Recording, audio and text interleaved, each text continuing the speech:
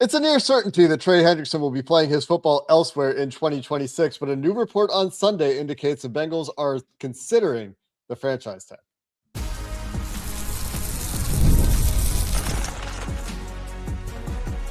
You are Locked On Bengals, your daily Cincinnati Bengals podcast. Part of the Locked On Podcast Network, your team every day.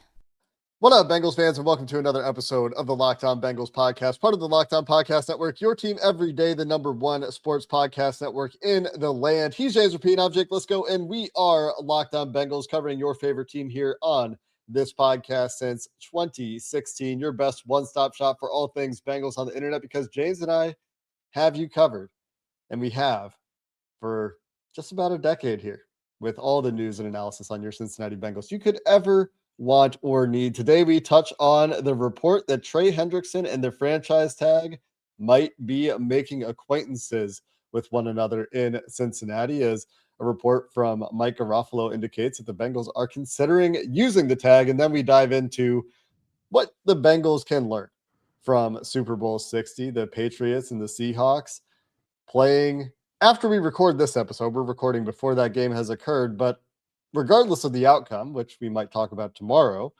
there are always lessons for teams not in the Super Bowl to take away from the teams that make those late playoff pushes. We'll get there a little bit later in the show. Today's episode brought to you by FanDuel. The winter games are on, and there's no better way to follow them than with a bet on FanDuel. FanDuel, play your game. And James, this caught me by surprise this morning as we were sitting down to record our first episode of the week, a report from, I think the Insiders, was it? The NFL Network team, that Mike Garofalo specifically, that the Bengals are considering using the tag on Trey Hendrickson, which is something that I've been firmly in the camp of. I'll believe it when I see it. And assuming it'll be part of a tag and trade, I'm still in that camp. But this is the first report we have that indicates the Bengals are considering the option. Yeah, it is. And this is great news. Like, this is great news that it's at least being considered. And guess who doesn't want to get tagged? Trey Hendrickson. Trey Hendrickson's camp. And so to hear this, ideally, it's coming from the Bengals, and that is something that they're seriously considering. And it's something, quite frankly, Jake, they should do. If you want to maximize your assets, get as much as you can, even if you know there's no way on God's green earth that Trey Hendrickson's going to play for you this year. And I think they know that. I think their mind is very much made up when it comes to Trey Hendrickson. And even though the fan base doesn't necessarily feel that way, and they see us talking about edge rushers, and it's like, well, what about Trey? I don't think that's the internal debate or discussion.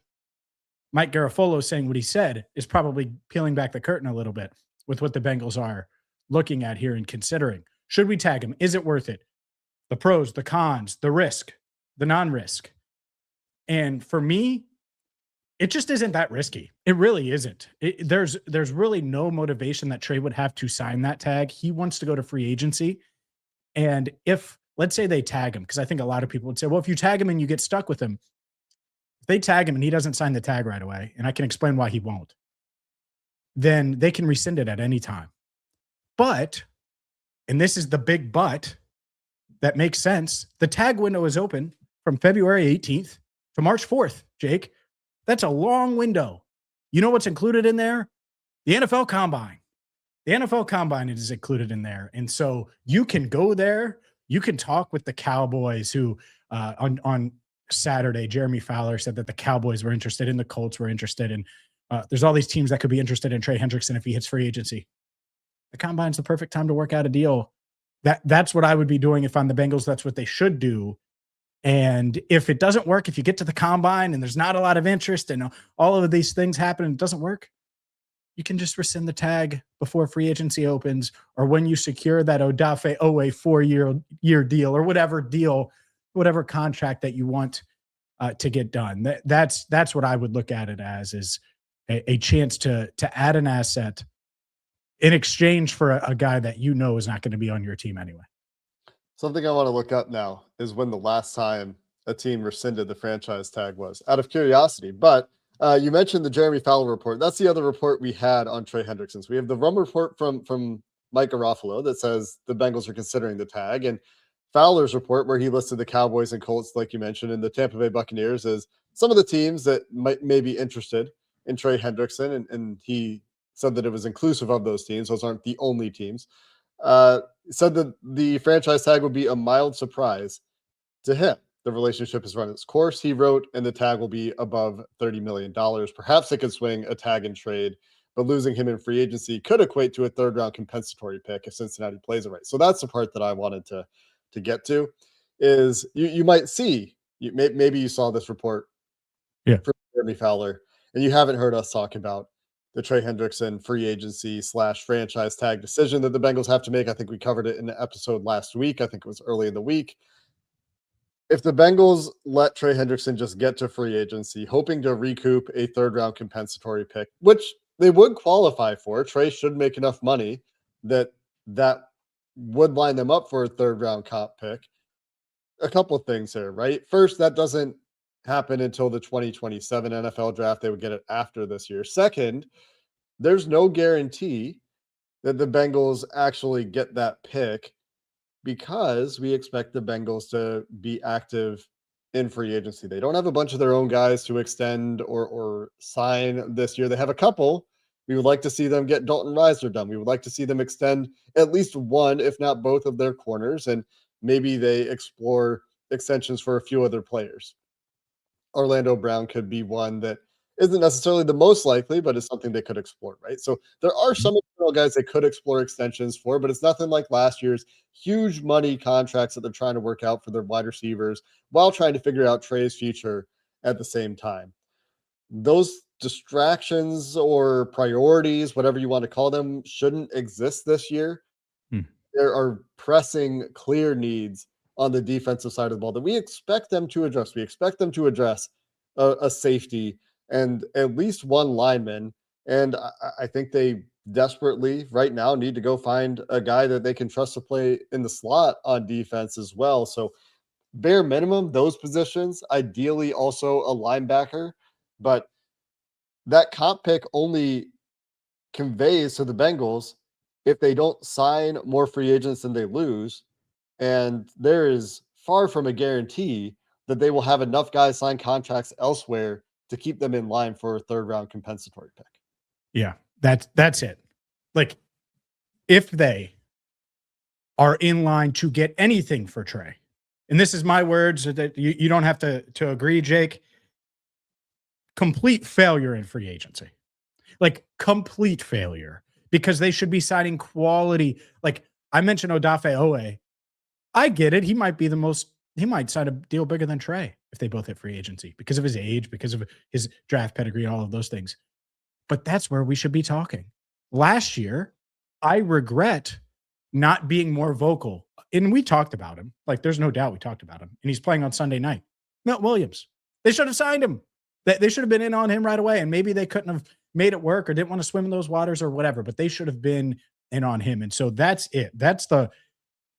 When you have 4 Pro Bowlers and none of them are on defense, and you know Trey Hendrickson's leaving, you're going to have to swim with the big fish and try to land a big fish. That is just it. It doesn't matter. If you're trying to contend for a Super Bowl, that's the standard. And so it doesn't mean they don't need multiple medium-sized fish. Of course they do.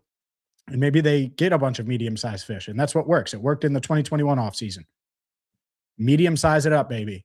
But if you get a bunch of mediums, then that big fish, Trey Hendrickson leaving, you're not going to get any compensatory picks. And that's fine. I'm fine with that, because you can control his destiny. You can make sure he doesn't sign with the Ravens and try to get after Joe Burrow, and you can send his behind to the NFC if you choose to. All you have to do is tag him and work out a deal. And it works out for Trey too, because you can let Trey negotiate with whatever team you agree to send him to. So I think it could work out for all sides. And that's why, if you're the Bengals, you tag him so you can kind of control things a bit. Having a little bit of control would be a pretty nice perk, to say the least. And keeping him out of the division, who knows where he could end up. We'll see how it plays out. It's nice to hear that they are at least considering the options available to them. And like you said, they can use the combine as a period of time to explore that tag and trade. A lot of those conversations happen then. They don't even have to issue the franchise tag until the very end of that window, which is at the end of or right after the combine concludes. The combine's really long. It's like more than a week long. It's deceptively long. I'm there for a few days. Yeah. So in my head, it's a few, but you're right. People are like, you still at the combine? I'm like, no, I left 4 days ago. Yeah. Oh, what are you guys talking about? Well, because the players get there. The players are there for like 3 days before or 2 days before they start any on-field testing. And The medical then they have checks. they have the wave Interviews. of positions. So it goes over, at least a week.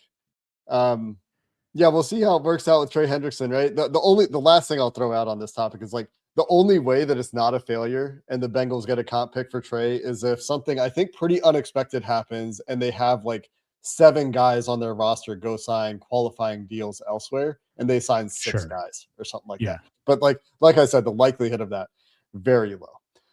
Couple teams playing in the Super Bowl today, James, later as we're recording this episode, perhaps before you've listened to this episode, but there are always lessons that teams can learn from the teams in the Super Bowl. Let's dive into that conversation coming up next. Today's show is brought to you by FanDuel. FanDuel is America's #1 sportsbook, and the Winter Games are officially here. If you're like me, well, you've been locked in on the Olympics, and guess what? FanDuel makes it even more fun. It's something that happens every 4 years, the Winter Olympics, and FanDuel and the Winter Olympics together just makes sense. From medal counts to individual events to finding your own angle on sports that you care about the most, FanDuel gives you more ways to stay connected to all of the action, the drama of curling, speed skating, races, and so much more. FanDuel keeps the entire Olympic experience engaging from start to finish. Get in on all the fun right now with FanDuel. The Winter Games are on, and there's no better way to follow them than with FanDuel. FanDuel, play your game. All right, James, the Super Bowl later today as we're recording this. And every year I like to think about, honestly, in each round of the playoffs, like what can the Bengals learn from these teams? Yep. What are the ways these teams got there? Because there's always so many different paths you can take. And one of the lessons is there's many different ways to win in the NFL. Let's dive into that conversation. Just a quick reminder that for the everydayers out there, and welcome back if you are an everydayer, we've got the Everydayer Club out there for you. If you're interested in joining a chat with a bunch of other Locked On Bengals everydayers, we've got that as part of the package, and you'll also get an ad-free audio episode every day. If you would like to avoid the ads because you're listening to this show every single day, you can check it out at lockedonbengals.supercast.com for details. All right, James, you think about the Patriots and the Seahawks in this game. I've drawn some parallels between this year's Patriots and the Bengals in 2021 and the 2022, early 2022 in LA playing against the Rams. What stands out to you is these are things that the Bengals can take away from these teams who took very different paths, right, to get there. Or even the Final Four teams, but specifically these two in the Super Bowl. Like, what are your big thoughts as you consider how these teams got to this point this year? Well, if you think about it, the thing that stands out, the Bengals need defensive trench help. And what did the Patriots do? Well, they go get Milton Williams. They throw him in the middle with a guy who probably should be a Bengal. And it really wasn't hindsight at the time, even though they were locked in on offensive line in that 2021 draft. They trade down, the Bengals do. And think about that. If you're watching this or listening to this before Super Bowl 60, the Bengals could have drafted Christian Barmore and paired him with DJ Reader. And they traded down with the Patriots. So Bill Belichick and the Patriots, one of his last nice moves in the draft, Bill Belichick gets Christian Barmore. The Bengals weren't taking Barmore. They were going to take Jackson Carman. They knew it was a reach deep down, so they trade down. And no one between 38 and 46 considered Jackson Carman except the Bengals. You know what's crazy about that? Like, it's unbelievable. When we learned about that, because we learned that was a plan that hours day, right? ahead of time. It was a wild. really poorly kept secret. Yeah. I didn't even consider, like, I mean, when they got to the pick and I saw who got picked in their original pick, I was like, yeah, why did they just stick and pick Barmore? Like, we liked Barmore that year. But, like, there was hardly a thought for the other options they had available to them because it was like, well, we know what they're doing. Like, that this is what their plan is. And there was hardly a thought for their other options there because of what they're playing. Man, that was just it's just another their process sometimes. But It anyway, just sucks. No, it just sucks. And it sucks because they felt like they needed an offensive lineman in the first 2 rounds. Like that's really it. Like and they have they knew ever they made that needed mistake in another position? Huh. and they knew they needed defensive tackle help, right? And so then they reach on Tyler Shelvin, they get an extra picks, get Shelvin. Like that's it. The one mistake turns into multiple mistakes when you could have just addressed a need. And then suddenly you have Reeder and Barmore. Like that's a hell of a 1-2. Like I wonder how that turns out, especially when you had Ogunjobi, you had Hill, or were you about to trade for Hill? You were about to trade for Hill, so maybe that doesn't happen. Hill yet. Yeah, maybe that happens. You don't trade for Hill. Fine, I want to see that still. Anyways, so that just I wanted to point out that part of history, but the Patriots could have said, "Oh well, we have Barmore. We don't need to go this route," and they were like, "No, let's go big fish hunting." And he's made a huge impact, specifically in the playoffs. Milton Williams has, and that's it. Is whether it's the big fish or some medium to low to medium guys like a Kayvon Chason, who may have a huge impact in Super Bowl 60. The type of guys that you can target that end up making plays for you in these big games. Really nice draft pedigree. Obviously, it didn't work out initially for him in the league. You sign him to a lower end deal, and guess what? Productive. Chase Young, it didn't work out for him early on. He goes to the Saints. It's kind of weird. He just had his best year. Myles Murphy, you hope that that's the trajectory he continues to have.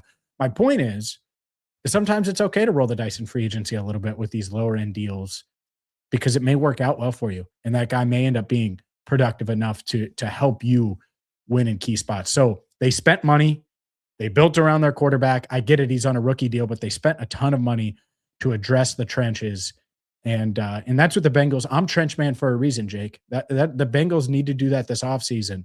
And so whether you trade Trey or not, there shouldn't be a defensive lineman that isn't on their board. Whether or not they like him, whether or not they think he's a fit, all of those things. Like there shouldn't be a guy that they're like, oh, well, we can't get that guy, because you can and you should if you think he's worth whatever he's worth. They added significantly on the defensive side of the ball, the New England Patriots. They followed that initial Bengals blueprint, right? They've got the quarterback on the rookie deal. They got a bunch of mid-range free agents to go along with that, in addition to a top-end free agent. And that's the big one, Milton Williams. Like when those kinds of players come along, the Bengals are almost never in the conversation. Trey Hendrickson wasn't at that level that Milton Williams was in terms of the interest around the NFL. Nope. DJ Reader, not at that level. Both really good players that, in DJ Reader's case in particular, we were really excited to see them sign, but not at that level. But the Patriots went far beyond just those couple of guys, right? Like, yep.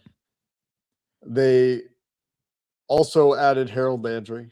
They added Carlton Davis, a couple of key pieces, Robert Spillane, some veteran consistency in the linebacker room. You mentioned Kayvon Chason. I think Christian Ellis. I don't know if that was more recent, a waiver claim from Philadelphia. That was a few years ago now, so that one doesn't count for this year. But they did actively go pursue guys in free agency. They weren't afraid to go get a significant coaching upgrade when their coach didn't work out.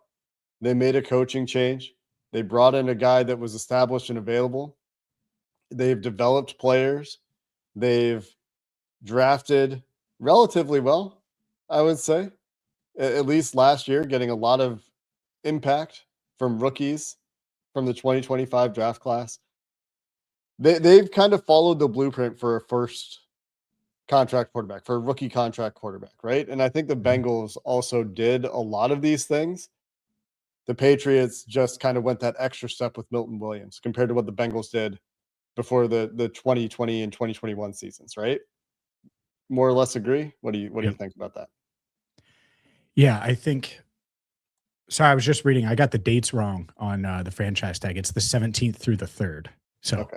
Big difference, but yeah. Anyways, they're similar blueprints. What's interesting is both teams, shocker, have guys that I want, that you want, that we've wanted in the past. And the Seahawks have certainly done it differently. And yet, when you check the FanDuel odds, they're 4.5-point favorites for a reason, which I think is interesting to say the least. So we'll get to the Seahawks side of things coming up next. Today's show is brought to you by Indeed. If you have ever hired someone who looked good on paper but wasn't the right fit, you know how important it is to find the right fit. The Bengals need to find a lot of fits and the correct fits. The guys that can help with the run fit and can help with no. My point is, whether you're a small business, whether you're a medium-sized business, small business, or small fish, big fish, I'm going to mention fish throughout this episode, Jake. Indeed is the place that's going to help you. Indeed is all you need. Indeed is going to help you speed up the hiring process, find the right candidates for your job. And Indeed sponsored job post puts your post at the top of the page and helps you reach the right candidates faster. According to Indeed data, sponsored jobs posted directly on Indeed are 90% more likely to report a hire than non-sponsored jobs. Boom, just like that. And right now, you can spend more time interviewing candidates who check all the boxes with less stress, less time, more results using Indeed sponsored jobs. Listeners of Locked On Bengals get $75 in sponsored job credit to help give your job the premium placement it deserves. All you have to do is go to Indeed.com/LockedOnNFL. That's Indeed.com/LockedOnNFL right now. Support the show by saying you heard about Indeed with Locked On Bengals. Indeed.com/LockedOnNFL. Sam Darnold isn't Joe Burrow from a contract perspective or from an on-field play perspective, but he is not on a rookie deal either. And so inherently, the way Seattle is going to build their team is going to look different from the way the Patriots built their team. However, in terms of using all of the resources available to them to add to this roster in as many different spots as possible, while drafting well, the Seahawks did that and have built this team that is one of the best rosters in the NFL, obviously, across the board, and is now competing for a Super Bowl. And like you said, favored significantly to win a Super Bowl with veterans all over the place, young guys making plays, and the reclamation project in Sam Darnold. But another team that isn't afraid of big swings, right? Mm-hmm. Both of these teams not afraid to identify and take a big swing. The Leonard Williams trade, the Sam Darnold quarterback change for the Seahawks, among those big swings that helped the Seahawks get to this point. Yeah, I mean, there were people that thought that trading Geno Smith and signing Sam Darnold was a lateral move or worse, like made them worse. And the Seattle build is even harder because it's hard to find a quarterback. Like, it's hard to do it that way in free agency and find a guy that can guide you the way he has. But you just think about the hits. Like Jackson Smith and Jigba has been insane. Nicky Manwari has really came in and made an impact right away. Obviously, you have the Byron Murphys and all of the trench guys on that defense, and that defense is what makes them go. But their run game, like Kenneth Walker's awesome. Zach Charbonnet for a big part of the year was really productive for them, and I believe he's out this week. But they go get they spend on Cooper Kupp, and it's like, oh yeah, he had a middle of the road season. He mattered in that Rams game, like he mattered when it mattered, and that's it. It's so easy to forget how close these games go down to the wire. Like think about 21 and 22. Every piece you add can end up being the difference. The Eli apples are the difference between winning and losing sometimes. Doesn't mean you don't need all those other things, but then get more. And in the Bengals, they need to view it that way, as continually adding and trying to find ways to get better, because that player or players, that role guy that you're not thinking of may make the play that's the difference between advancing, winning the division, advancing in the playoffs, getting to the AFC Championship game, all of those things. And I think the Seahawks are a really good example of that. And you have Joe Burrow. Like, what a luxury. I would much rather have Joe Burrow, Jamar Chase, and T. Higgins 1 through 3 than Sam Darnold and Jackson Smith and Jigba and Cooper Kupp. Now, those guys are making less than the Bengals guys right now, so you could take advantage of that some. At the same time, if you're the Bengals, it's like, man, That defense is awesome. And can you, if you give Joe just some of that, he's going to thrive. He's definitely going to thrive. So there are a lot of guys on that team that you look at and you're like, they would look good in stripes. And that's it. Like that's the path, regardless of what who. We know that the Patriots were first in spending in free agency. The Seahawks were fourth. They had gigantic holes that they wanted to fill. Well, the Bengals, you just won 6 games. 6. You have gigantic holes you need to fill. And so you're going to have to spend to do it. What's interesting is despite their free agent spending, which I hadn't seen that. That's interesting. That's news to me. The Seahawks were 29th in the NFL in overall cash spend in 2025, which makes it all the more impressive that they're getting to the point that they got to the point they got to. But the savvy moves all over the place to help them get here, I think, are worth shouting out. And also just worth pointing out, the Seahawks joined the ranks of the teams that get to extensions early and got that early extension for Charles Cross, drafted in the 2022 draft.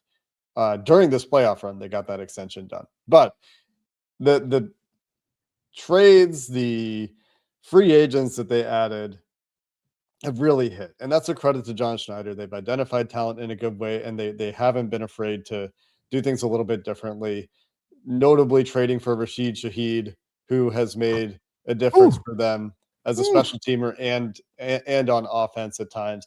Going and finding a reliable third or second option for your passing offense in Cooper Kupp.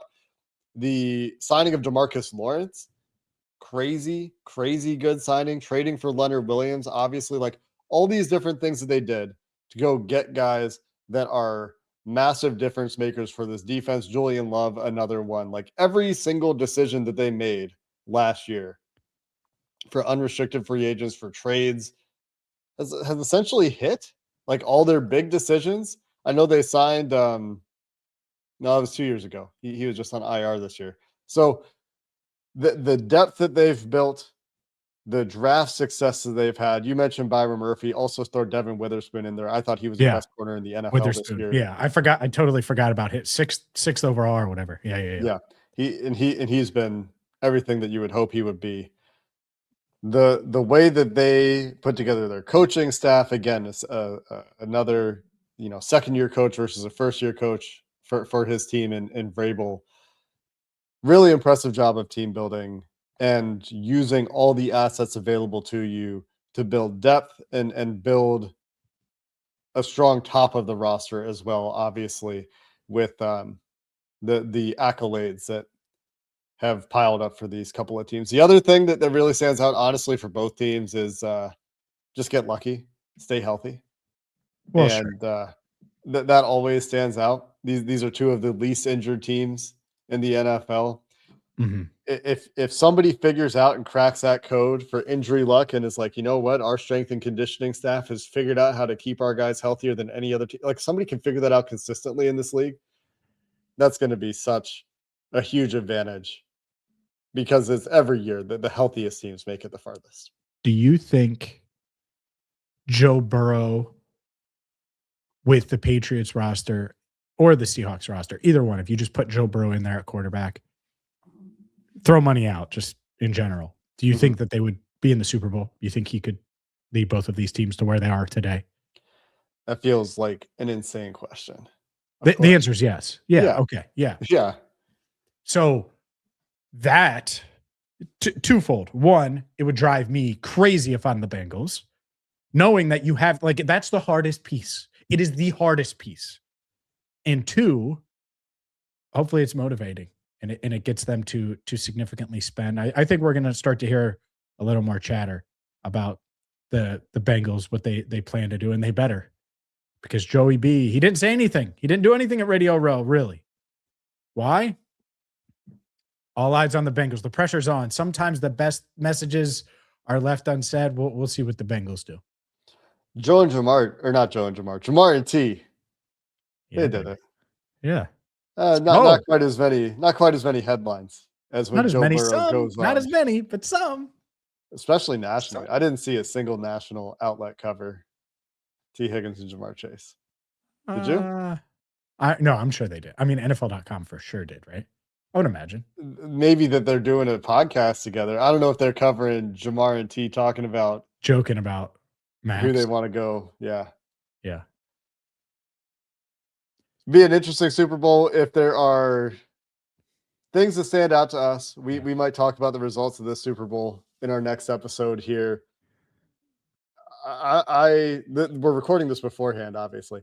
Very interested to see if this is a game where these quarterbacks step up. I think Drake May has played terrible football in the playoffs, has played against some really good defenses.